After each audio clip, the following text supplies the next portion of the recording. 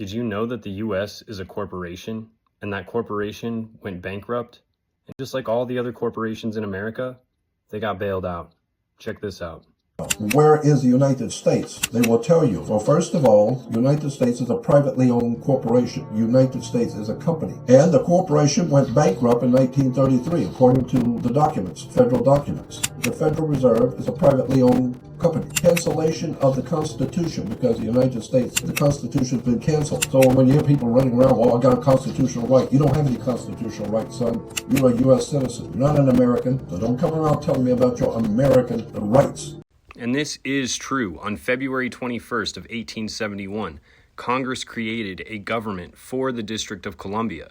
It's a 10-mile square parcel of land, and it's very reminiscent of something from Great Britain. It's a direct replica of the square mile in the city of London.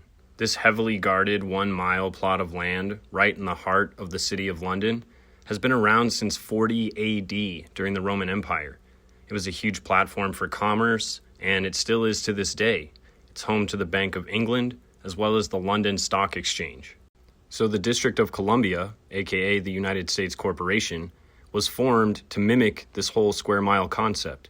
And the reason they formed this corporation was to allow individuals to pool resources and limit personal liability. Now, they formed this corporation in response to the debt they incurred from getting loans out from the French during the Civil War. The financial system was crumbling, so they needed some way to figure out how to get money into the system. By establishing this as a corporation, it allows for private investors to donate money into the US government. Now, I had mentioned this in my Titanic video, but part of the way that Great Britain was planning to get the US back under financial control of Great Britain was the establishment of the Federal Reserve. They had done that in 1913, and then in 1933, they were able to get rid of the gold standard, which basically meant that our money was backed by nothing, and it was essentially open-ended. It was only worth whatever they said it was worth. And since US money is now worthless, we've got to get a loan because technically we're bankrupt. They made it illegal to stockpile gold and silver and made all US citizens turn any gold or silver stockpiles they had into the US Treasury.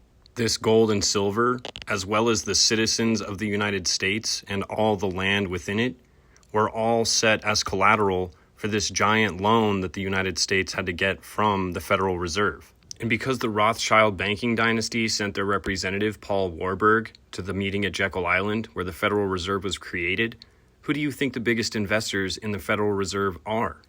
Yeah, we're not free. Check out my Titanic video if you want to learn more.